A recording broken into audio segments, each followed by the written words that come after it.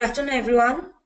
I'm Sulakshana, host for this webinar on behalf of Wadhwani Foundation National Entrepreneurship Network. I'm so pleased to be with you and to have the chance to introduce our speaker, Mr. Ishwar Jha. Ishwar is the founder of CEO of Epitals. He works closely with clients to mold their ideas into a distinct product, such as web software and mobile applications built on ethics, speed, and the boldness of entrepreneurship. As a thought leader, writer, speaker, and teacher of cutting-edge corporate innovations within digital product development, digital media, and content platform, Ishwar is a master at his craft. Over the years, he has advised countless global corporations as well as entrepreneurs at the beginning of their craft, looking to excel in their field, which led to the idea development of product launch sprint and idea to IPO strategies. As we begin the session, I'd like to take you through the phenomenal job that WFNEN is doing in supporting startups, early stage and growth stage entrepreneurs and SMEs to grow their business. They provide a great free mentoring and learning platform to those who come and register at wfnen.org and connect them to experienced and expert mentors along with Investor Connect. The mechanism is a very straightforward approach with goal-based, time-bound, and structured mentoring. Enrich yourself connecting to 400 plus mentors from various fields of work and make a difference. Request participants to mute audio appliances. After the presentation, we would have a discussion session for around 20 minutes where Ishwar would answer your questions. So please send me relevant questions over chat, which would be answered at the end of the session. I'd love to have your feedback on today's session. Your input and suggestions for future sessions are invaluable to me. So please leave your feedback on the poll at the end of the session. Without further ado, please join me in welcoming Ishwar Jha. Over to you, Ishwar. Okay. Good afternoon, everyone, and welcome to the session on demystifying unique selling proposition. I have been introduced by Sulakshana just now, and I have been working with the entrepreneur space for almost a decade now, and I have created half a dozen companies as a part of my association with the SL group under G Telephones with Ishwar Jha. And from 2010, I have launched 3 companies, exited 2 successfully, and right now I am running my 3rd company. What I am going to do during today's session is going to tell you about how you can demystify the unique selling proposition. Today, when every day when you face your customer, the first word that customer would be asking you, what is your USP? And if you can explain your USP in less than 10 seconds, that's what will make the first impression or first registration in the mind of a customer that whether you are there to solve the problem that he is facing in life or in business or in general in a meaningful way or not. So value proposition is a very, very powerful, unique selling proposition is a very, very powerful statement, and it helps you create your first registration or a first impression in the mind of a customer. I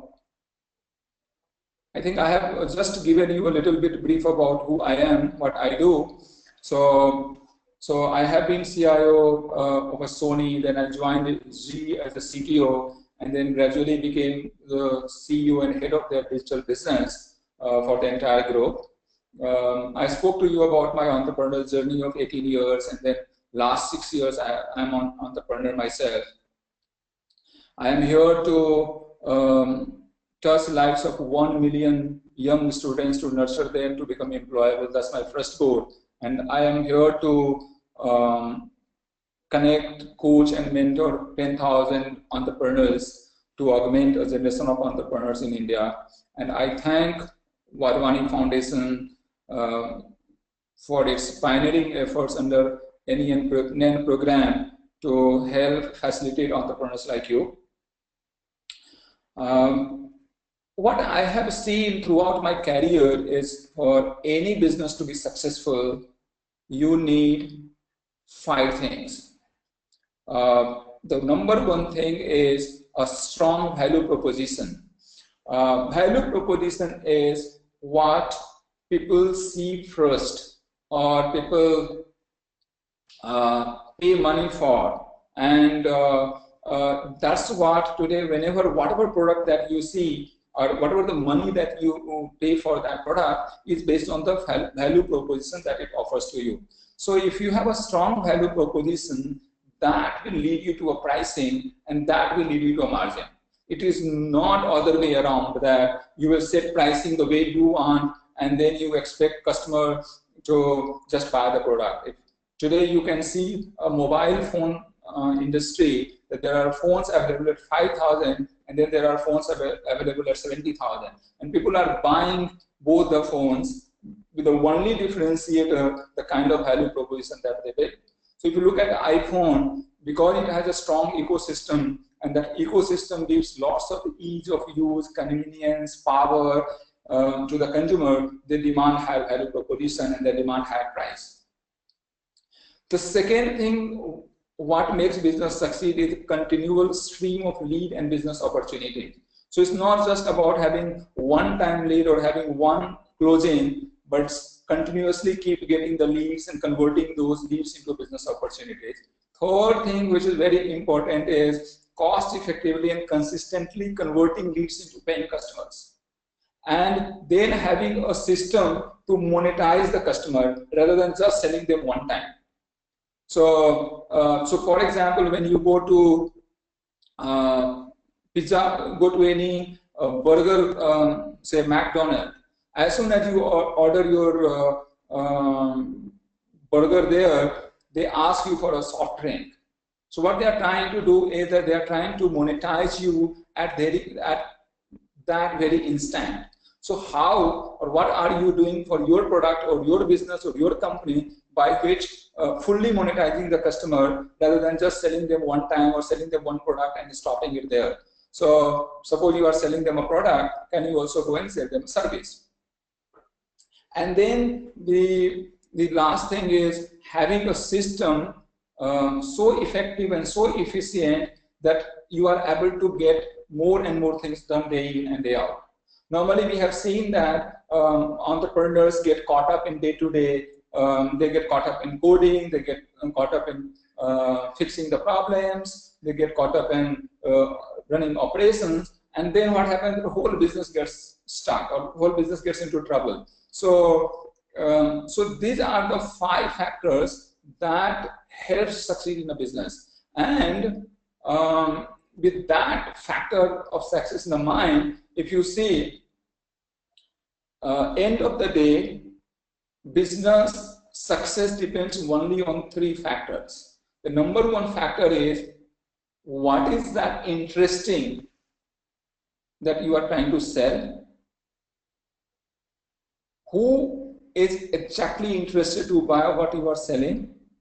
And who is going to pay for it? Now, some of you will feel that, what is the difference between buy and pay? So you take Google or you take a Facebook, though you and I are using these platforms, so we are not paying for it. Some advertisers are paying for it. So, or when you are consuming television, then you are not paying for the content. It's advertiser who is paying partially, and partially you are also paying for it. So basically, in your business or in your scenario, who is going to buy it and who is going to pay it? So if you know these 3 things, that makes you to go and succeed in your business. Now, what I have seen is that when you look at the product, what do people buy? What do you buy? So you do not buy invention, or you don't buy creation, or you don't buy a very flashy message that someone talks as a brand tagline, right? You are not also buying the technology. What you are actually buying is the promise, or is the essence, or is the solution that the product is bringing into you. You are, every customer is looking at how this product can make them feel happy, satisfied, and give them the solution. And if you see the most successful products, like for example, when I see Nike, so if you see Nike throughout its history, it has never gone and said that I am selling you a very powerful shoes. It has gone and sold, or it has gone and promoted the athletes. And while promoting athletes, or while taking care of athletes, you and I have felt an emotion that this company can take care of athletes and sportsmen. It is certainly a good product for me as well. So every time that you see a player wearing a Nike shoe and running, you feel, oh, I can also go and use a Nike.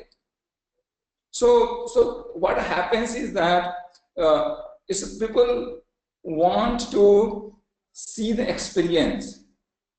Today, difference between a good restaurant and a bad restaurant is the food or the overall environment that it offers when you get inside it.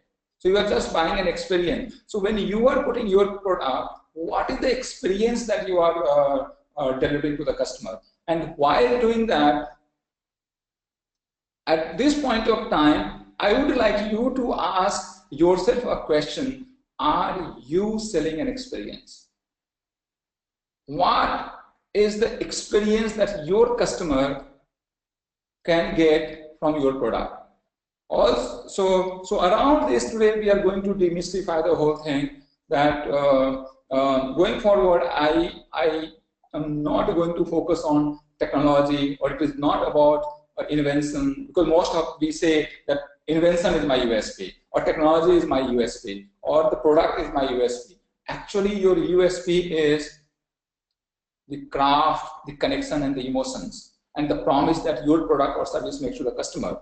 Today, if you see Google, the promise is that organizing information of the world. When you look at a Facebook, the promise is connecting people of the world, connecting people together.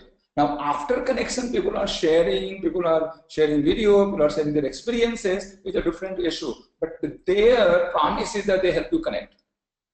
Google's promise is that they give you, when you search, you get an organized information. So what is that in your brand? I think that becomes your core USP. And you can write down a 160-word tweetable tweet about the promise that your brand makes.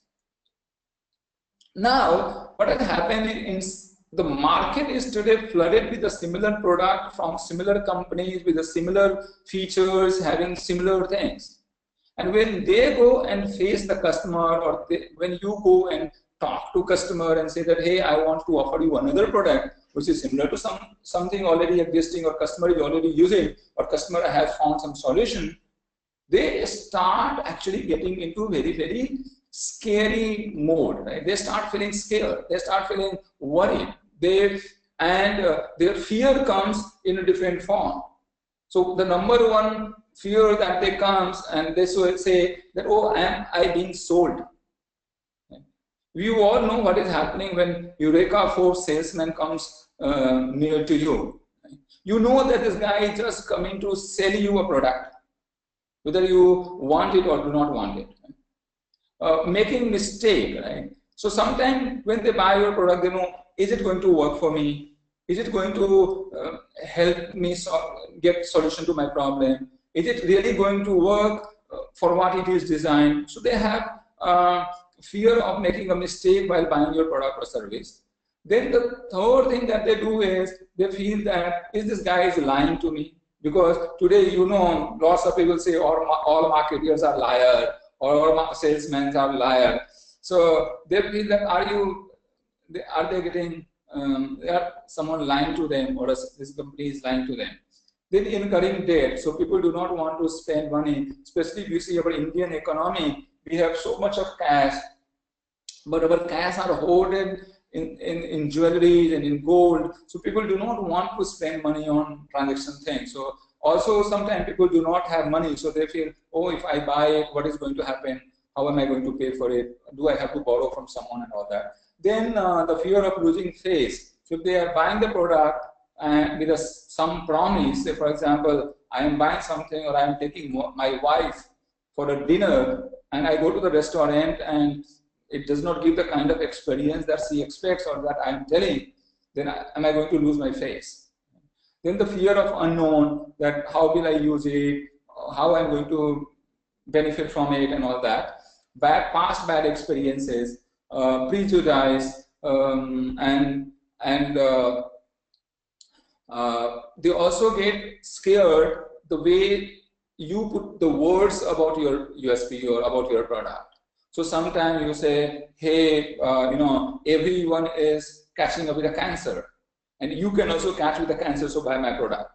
Now you just scaring this customer about a cancer or about a diabetes or about a certain problem. So rather than scaring, you have to talk to this customer about how can you just make him aware. And making someone aware versus scaring someone or getting someone feel afraid is a two different thing.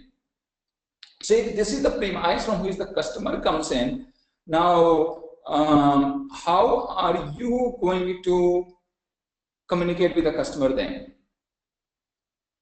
How are you going to win the customer in your sales process? So the first and foremost thing is, and that's what you will see, the difference between a successful brand or successful company and a failed company is that all successful companies, they perform the promise. So if you are in a job situation and you are hired for a particular job, your success in the job solely depends on your promise to the performance. That yes, I have been hired for a particular position, I am going to deliver it. Similarly, when you are going to deliver the product, are you performing to the promise? And you can see so many great companies around the world, whether you take it Sony or you take it Samsung or you take it you say Nike, Adidas, or whatever these brands, these Apple, Microsoft, even in India, if you see companies like in our own country, Asian Paints, if you see companies like VIP, you see a company like Tata Group, they all are designed to perform the promise. The second thing is pursue innovation. So market is changing constantly. Today, smaller companies are giving challenges to big companies every day. And when you are running your business tomorrow, you will become old company. How will you stay ahead of the market curve? How will you keep exceeding or creating new kind of demand? So when Steve Jobs says that half the time customer doesn't know what he wants, how are you going to innovate and put the things in the hands of the customer, that customer gets something by which they don't look for an alternative options? The third is committing totally. Right? So are you confident that you are going to run your company? Are you going to give them the best thing, or your product will be available on a continuous basis or not?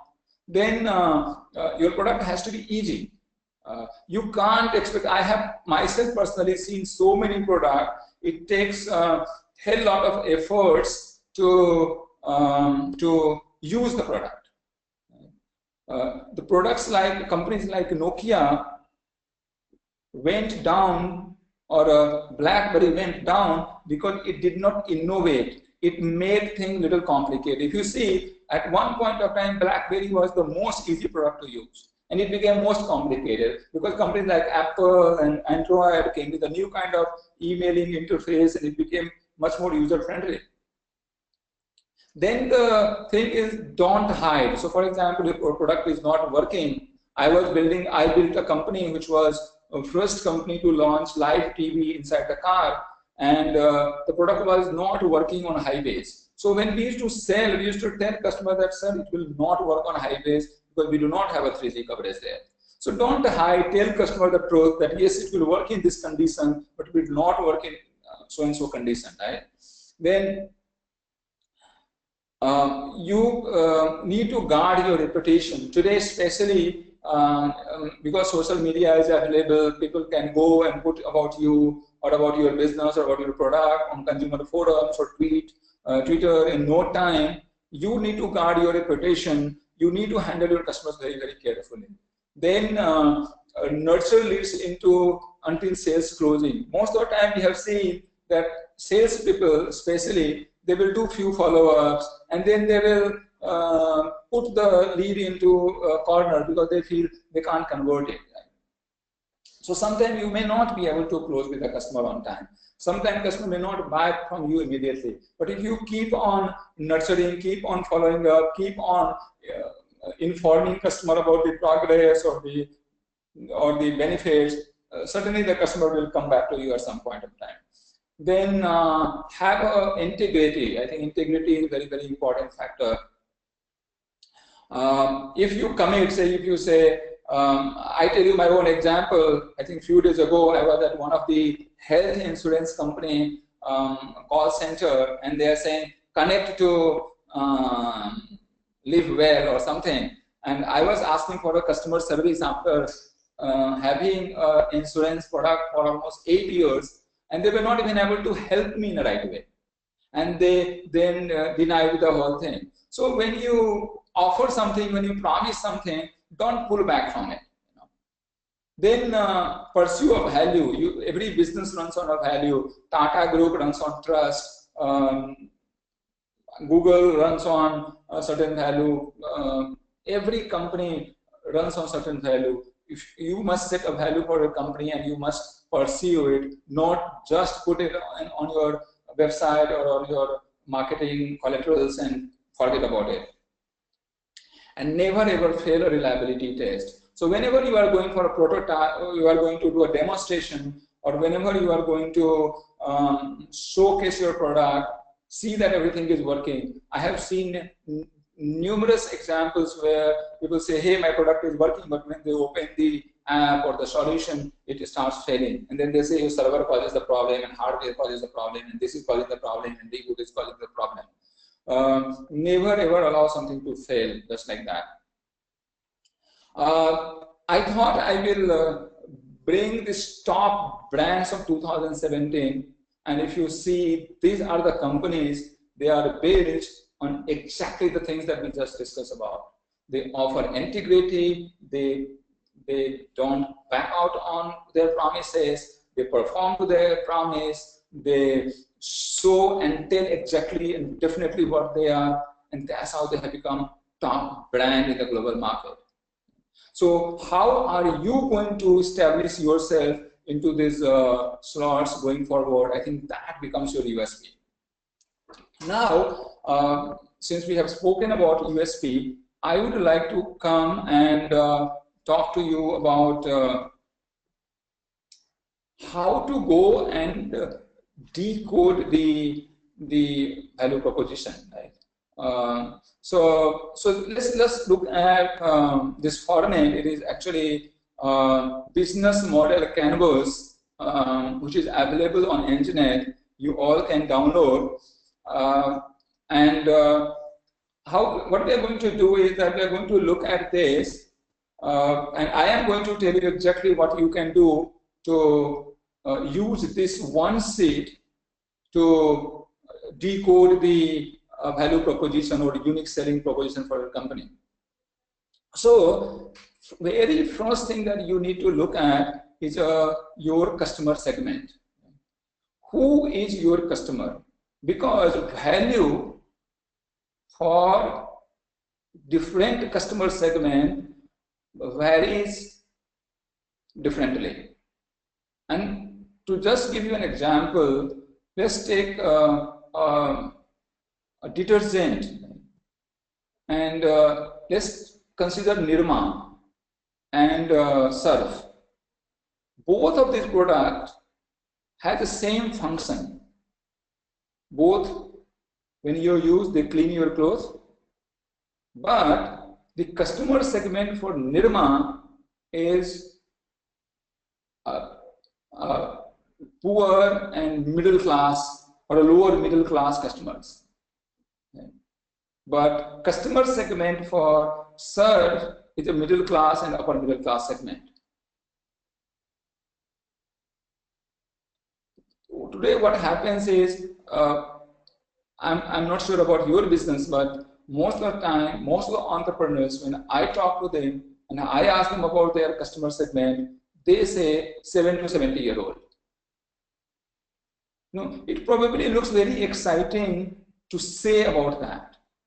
But I have personally not found even one product, unless it is something that belongs to nature, like water and salt and food, raw food rather, and air, that has everyone as a customer segment.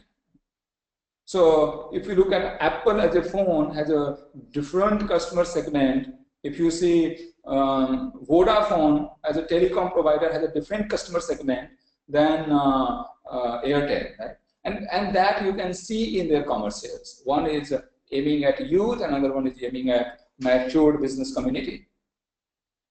So you must narrow down or be very specific to the customer segment that you are addressing, and you should be looking at their demographics. You should be looking at their age. You should be looking at their income. You should be looking at their race. You should be looking at their cultural and habitual and culture and their habits.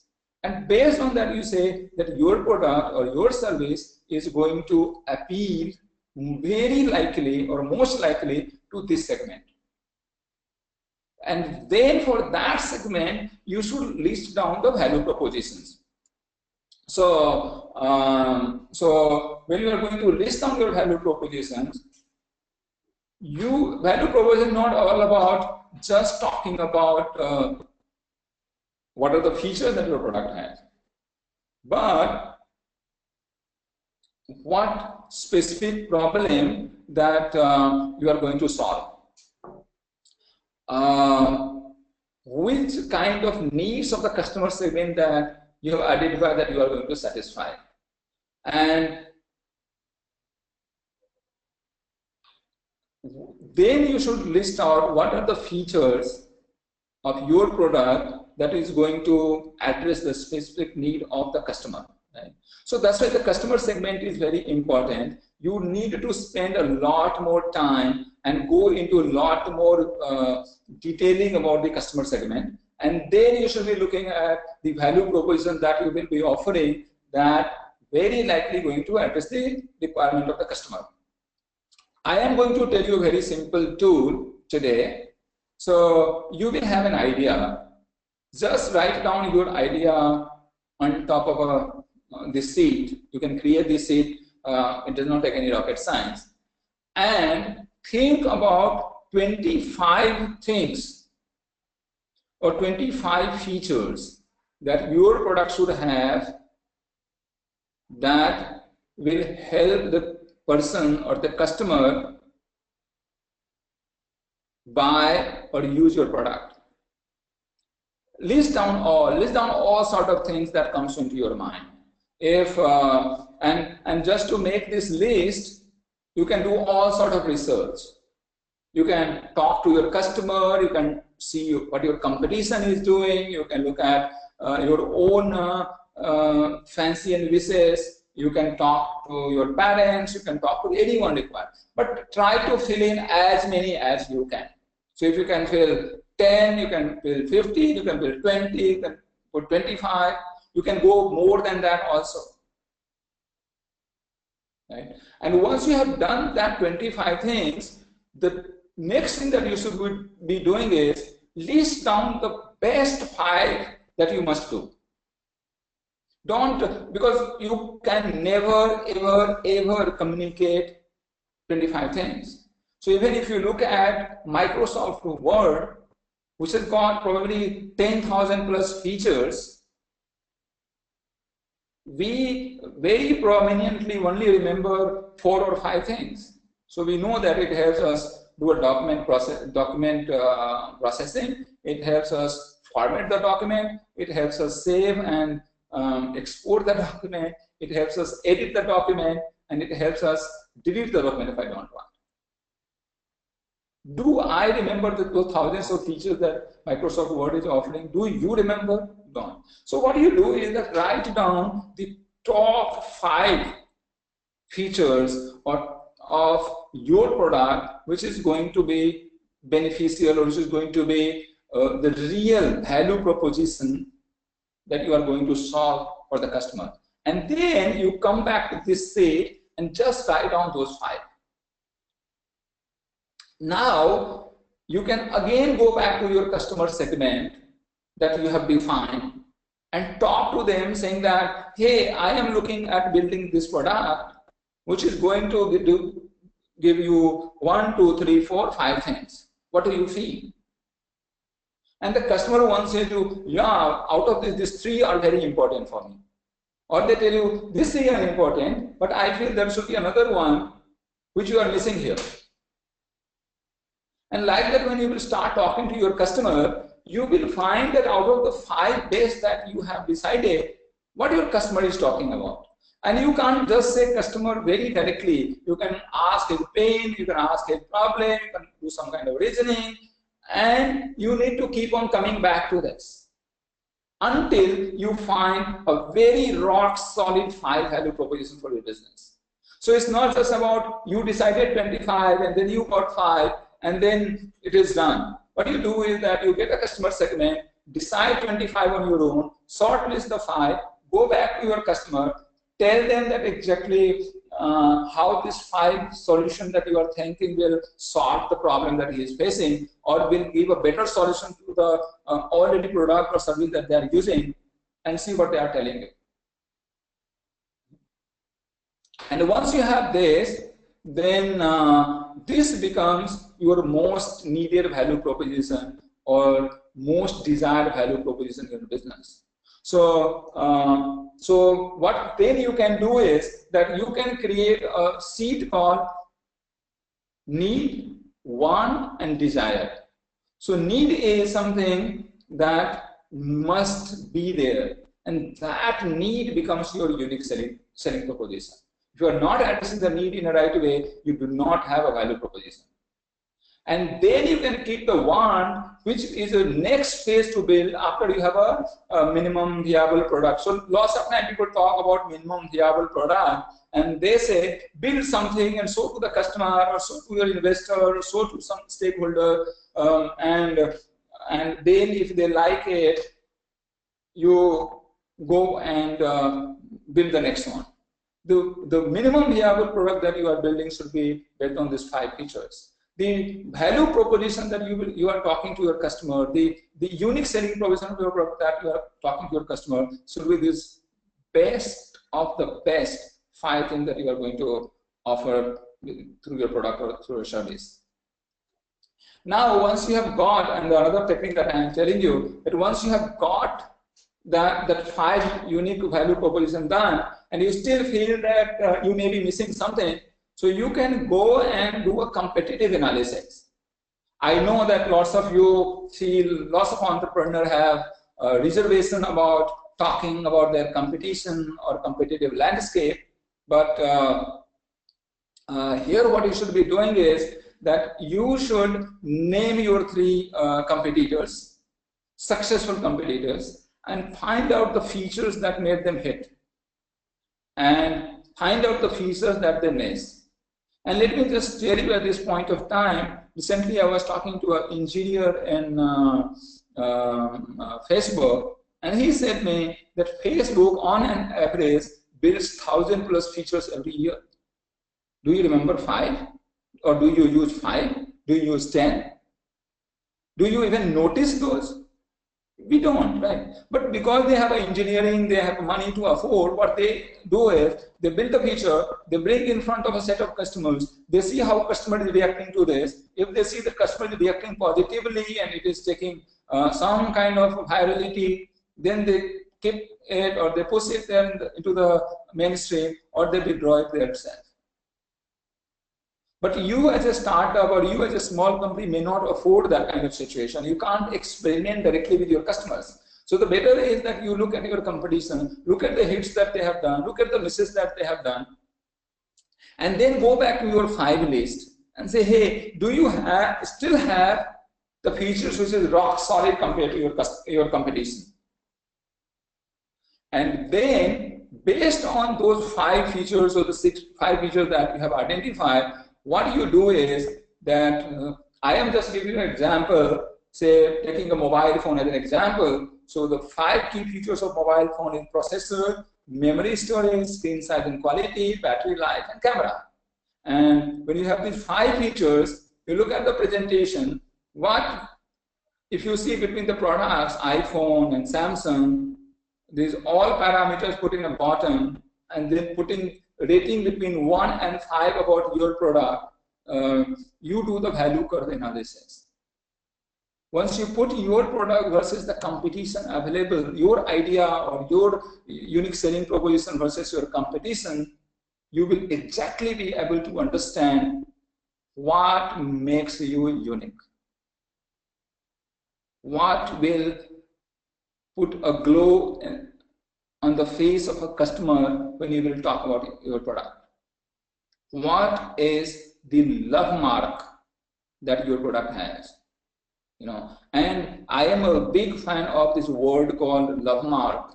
If you see, when you look at a person, we all have a likeliness for something. So some of us like eyes, some of us like lips, some of us like a six-pack body, or we like something, right? So that likability or that special feature, or some of us like dimple, right? So on the face, so that becomes our love mark. Your unique selling proposition is your brand or your product or your business love mark. And this blue ocean strategy based value curve analysis will help you understand the USP of your product. Right? Now, and then I thought I will come back again to this. So you know that this is your customer segment. This is the value proposition that you are going to offer. Then when you are designing or you have to communicate your value proposition to the customer, and that's where you will give these 2 inputs to your customer relationship development department, which is primarily your marketing department, who will design the marketing, brand, and business communication so that your value proposition is communicated in the right way to the customer, so that customer can create a binding relationship with your business or create an emotional binding with the product or service that you are offering. So today, if you look at, say, Reliance Jio advertising, it is always talking about youth to have this power of a digital in their hands so that they can do anything. Right? So that's how they are communicating. They are saying, they are not saying that I am giving you unlimited voice, or they are not saying that I am giving you unlimited chat facility. They are saying I am giving you unlimited capacity to do whatever you want to do with your mobile phone or with your bandwidth. So you need to be very clever in crafting your customer relationship strategy, which has to be based on the value propositions and based on the customer segment that you are addressing. All the brands advertising today that you see, they all go and focus on this area, these 2 things to develop their things. Similarly, then comes in the channel, right? So if you have got a product where your customer segment is very frequently going to a mall, then you will see that your product is placed in the malls that customer is visiting. If you feel that your customers do not go to mall, but they go for a street shopping, then your product has to be available on a street. If you feel that your customer does not live in metro, but they live in a tier 2, tier 3 town, then your point of presence has to be in tier 2, tier 3 towns. So that's how you will decide your channel, right? That how will you reach out to your customer? If your customer is on an Apple store, then you will develop iOS application. If your customer is on an Android store, then you will develop Android application. If your customer is on an internet or on a computer, then you will be developing a web-based applications, right? So this is how it is going to be in the channels, and then you will be designing the revenue. That how will you charge your customer? What will you charge your customer? Because you know your customer segment, you know their affordances, you know that what they can afford, what they can pay, what their paying capability. So based on and what kind of value that you are offering, so you can decide on your revenue stream. What will you charge one time? What will you charge? What will be your pricing strategy? At what level you will be giving them discounts? At what level you will be giving them other benefits or loyalty programs and all that. So primarily, if you look at unique selling proposition is all about defining your value proposition so strong that your customer segment finds it adorable or connected to them, and then your marketing communication, your sales communication is designed to communicate it in the right way, and then you have product placements and product pricing designed to or defined in a way that it is clearly understandable by to your customer, and that is how you are going to benefit from defining or keeping your customer proposition in the right way. I think at this point of time, I would like to mention to all of you that I am a part of NEN mentoring program, and I am available online on their platform for mentoring. If you have any question, you want to have any further consultation, you can certainly connect with me there. I'll certainly offer you my help or my support for you to get your answers or help you find your answers that can help you develop a better selling proposition or unique selling proposition for your business. I have been aggressively mentoring, coaching, working with entrepreneurs. I run a series of programs in different cities. And I am an open networker, so if you want, you can connect with me on LinkedIn and we can stay in touch together, and you will get an idea on the programs that I am doing in different places. You can join me also on a face-to-face basis. I also keep on doing webinars. I will keep on doing webinars with a NEN platform. So I think we can certainly interact, engage, and help augment a right and more successful entrepreneurs in this country. That's how I would like to conclude my talk today. And I'm open to questions. If you have anything, I would love to answer those. So it's now over to you. Request participants to send across your questions via chat, and Ishwar would take it one by one to answer them. So please feel free to interact with him and clear your doubts, if any. Thank you. Ishwar, I have already shared with you one question which has come from Nitin. Okay. So the question is, sir, we want to know the future home inspection startup in India. Future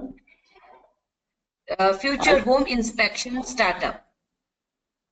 Where can I see the question? I can see the question? No, I can't see the question. Yeah. I have shared it with you. You can see it in the chat box. Chat box, I don't see anything. I've already shared it with you. I don't. So can you repeat the question once again? Nitin Shingote asks, we want to know the future home inspection startup in India. Home inspection startup. So what is a home, when he talks about home inspection, I am not able to understand exactly what is home inspection. Is it verification service? Is it monitoring service? Is it a guarding service? What is it? Nitin, what I suggest is that you can raise your hand and I can unmute your mic so that you can connect directly with Ishwar. Okay.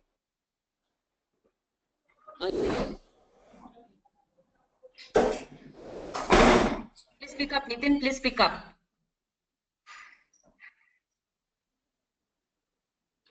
Yeah, Nitin, we can hear you. Go ahead. Hi, sir. Hi. Hello. So you're hearing me? Yeah, I can hear you. So we have just launched a startup. The name is Measurement. Basically, we find out the faults and the issues in the real estate industry where the buyer is purchased the new home, but they know the exactly condition of particular home, whether this carpet area of the particular flat is okay or is lesser on the as per the agreement. Is the all amenities are provided as per the registered agreement? What is the condition of particular plumbing lines, wiring, and all that? So we have find the faults in the particular construction on the behalf of the owner before taking the handover of the particular flat from the developers. So I think certainly there's a just one second.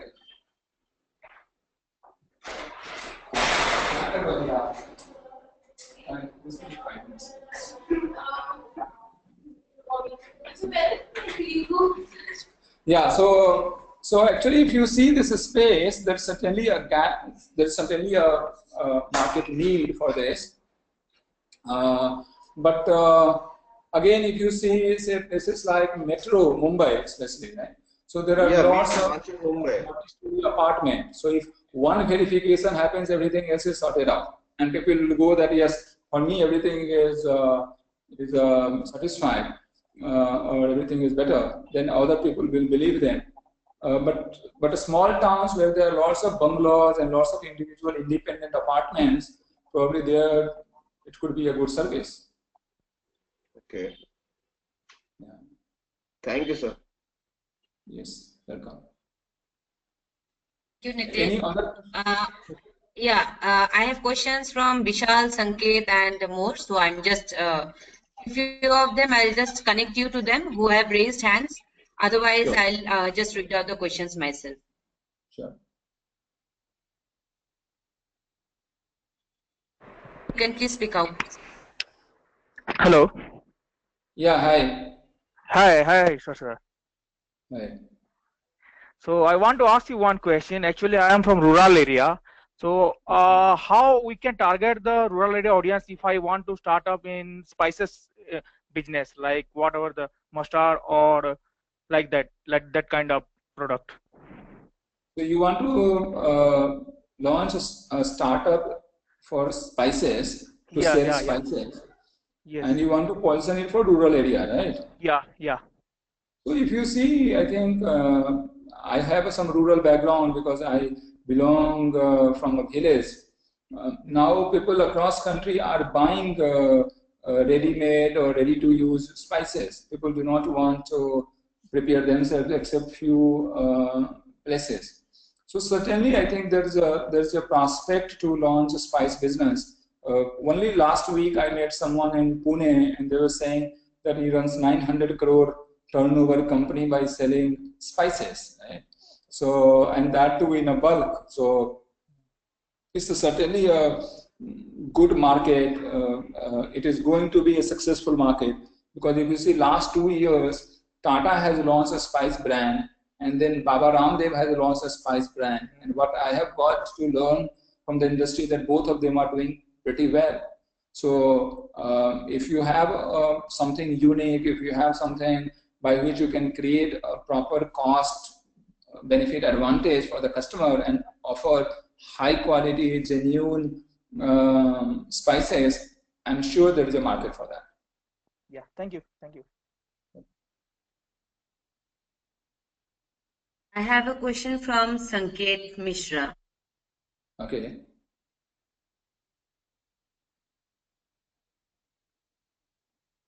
Yeah, Sanket. Hello, Sanket. Okay, so the question that Sanket asks is that, so I have a business model that will boost up Indian approach, new track to use your time, expense, and technology. I have the model, say concept. So he was discussing something like that. Yeah, Sanket, can you speak up? Hello, Yeah, Yes, Sanket. Sanket. my voice is going there. Yes, my voice is going there. Yes, Yeah, we we can are hear hearing you. you. Please speak up. Hello, Sanket, Yeah, we we hello, are can hear able, you. we are able to hear you. hello. Please My speak voice. your question. Yes, yes, Yeah, yes. we are Ma'am, hearing I you, want to Sanket. ask. Yes, yes. Ma'am, I want to ask that I have a business model regarding the car concept of automatic car washing. We are group of 5 people. Everyone is here engineers and all are dealing with them concept of automatic car washing industry. So how can we decide in the people mind that this is the better choice than any other roadside car washing services? So you have to show, right, rather than tell. Yes, So, yes, I have. so for Yes, yes. example, so for me, I think I will create a demo station and tell customer to take their car there and show them Yes. how their car is washed and looks clean and looks better. And the customer will notice that, he's certainly going to keep coming back to me rather than going to the traditional car wash centers. Yes, sir. We have also have a pre-concept car refueling and detailing inside all over the only one stop only on one stop, sir. Great. So what is the problem? So if you have a concept which is easy, convenient, and which is going to solve the problem of a customer in a better way, you should certainly Yes, sir. go and launch it. Sir, yes, problem is nothing, sir. We are in the sir. We have all the blueprint. We are prepared for all of that. All the requirement is there. Talk to the sir, some developing person, but we do not we require some shortage of funds, sir. Okay. So what you can do is that you connect with me on a mentoring panel of NEN. Okay. Yes, And yes. then we can talk about your plan. You can share with me your pitch deck, and I also put my own money, and I also have dozens of friends who invest in this kind of ideas. So I can Okay. connect you to them, and you can talk to them, and if everything goes well, you can certainly get funded. Getting funded is not a problem. I think today having a good idea, Yes, sir. having a good team, and having a good business plan is important. No, sir. I just want to ask this only, sir. We have a concept, sir. We have all your fully car detailing business, a triple HU generator, which can increase the life of a car by 30 to 35%, decrease the noise by 50 to 70% by this generator. Okay, great. Yes, sir. So I think connect with me on a WF NEN mentor panel, and we can take it up from there. Okay, sir. Okay, sir. Thank you. Okay. Thanks. So Ishwar, there is another question from Jyotishman Goswami. The question is it possible to receive or listen to the copy of the this is the first half? Okay, Jyotishman, I'll send you the recording of this webinar, and also the presentation is there in the handout, so you can just download from there and view it. So there's another question coming from Sambit Mohanty. At what time should one be concerned with product market fit? So product market fit should be the so there are a couple of things happen. So one is product market fit on a very day one when you are launching your product. Then when you go and take your product to the market, and customer keeps on coming back to you saying that, hey, this should be more better, or that particular feature will make it more useful, then you have to start innovating and building them. But every successful product keeps on looking at their product market fit almost every fortnight. So today, if you see any mobile app store or any computer software or even a car companies, Earlier, car companies would launch a new model after 5 years or 6 years. Today, they are launching new model every year, or they are launching a new variant every 6 months. So what is happening is that customers are now feeling that earlier customers used to feel, say, and I take a very specific example of car market. So earlier when we used to buy a car, we will say, oh, this car is on the road for 5 years, it is now proven, it's sturdy, it has a low maintenance cost, so let's go and buy it. Now the mindset has changed that you need to buy what is the latest. Because you get latest technology, you get latest features, you get fuel efficiency, you get better cost. So I think the product market fit right now or in the current context is not a one-time job that, oh, today you have achieved product market fit and you can now keep on monetizing. You have to go achieve, attain, and innovate your product market fit almost every day, almost every week, almost every fortnight, every month, every year. So it has to be ongoing basis. But if you are just thinking of starting a business, I have already explained you the template. Don't launch a business unless you have validation from your customer. So you go and look at 25 things that you want to do, shortlist 5 things. With that 5 things, go to your customer segment, talk to them, tell them this is what I want to offer you in replacement of or something new for requirement. Other guy was just talking about the car cleaning or car servicing. So if you can, and if they tell you that yes, this is perfectly fine and I would love to buy it, you know, the another check that I want to tell you guys at this point of time is customer will tell you, yeah, this is super.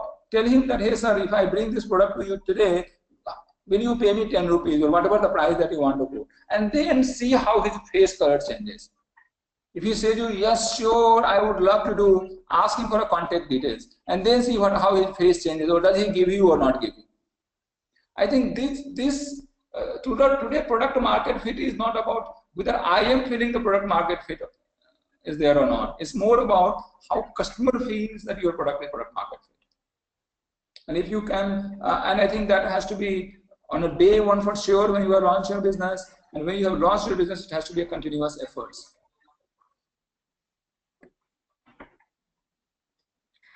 Ishwar, there's a question from Jagdish A.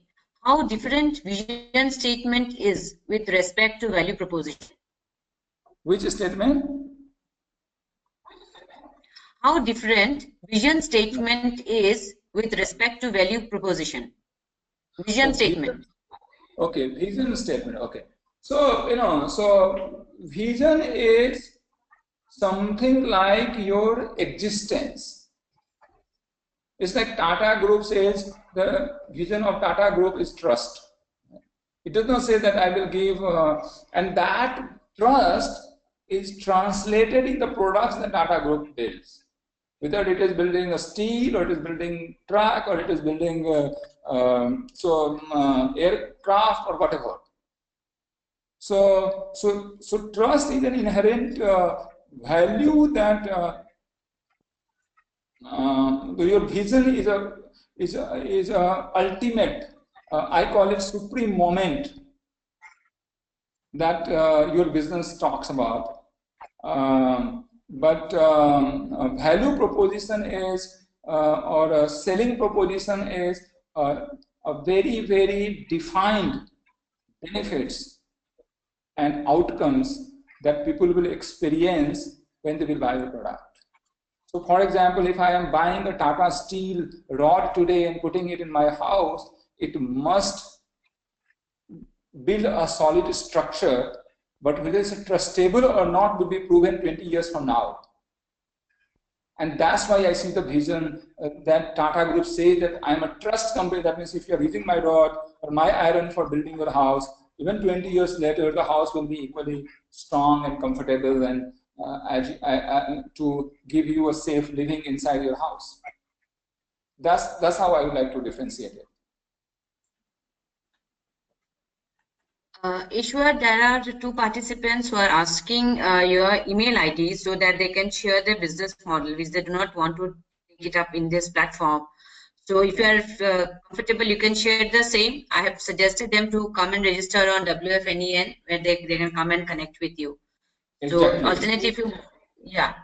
Yeah, so they can connect with WFNAM, and they can also connect me on LinkedIn. I'm available on the same name, and then we can start communicating from there. There is a question from Mohammed Khalil. So he asked that I'm about to launch a book very soon on everyday productive performance. So he wants to have your review on the book and asks that how can he send the same to you. Again, connect me on LinkedIn, connect me on WFNAM. You will have access to me. You can send it to me. I actually, because it is a WFNAM platform, I do not want to put my personal email ID or my contact details. But I am on all social platform. You guys can track me or reach to me in 2 minutes from now. So just go on Google, search my name, you will find me there, connect me, and I am available. I am open networker. I respond to all the queries sent to me within 24 hours.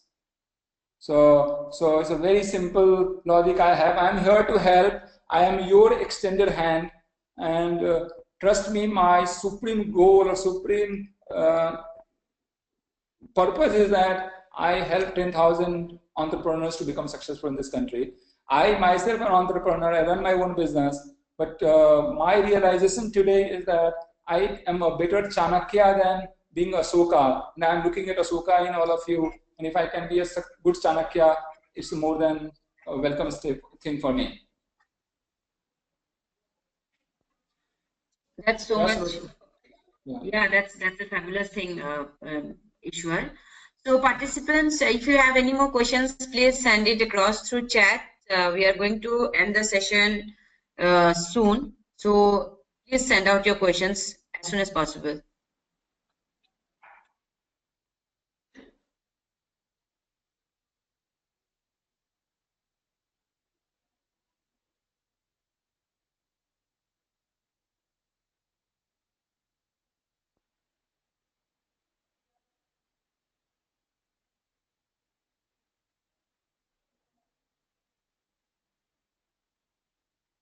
Ishwar, I am not seeing any more questions coming in.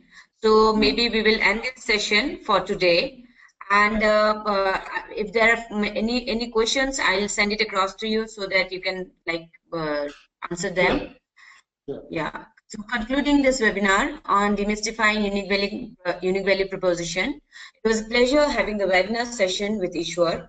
I truly appreciate the way you covered each and every topic in detail and also cleared our doubts on the same. I would like to express my appreciation to the participants on behalf of Wadhwani Foundation, National Entrepreneurship Network, for your dedicated participation on the webinar. We would be having another webinar series shortly and would like to bring to you another enriching experience. Wish you success in your endeavor. Thank you very much. Thank you very much, Rosna, for being such an awesome host, and we look forward to working with you more in future. Thank you, everyone. Thank you very much. Thank you.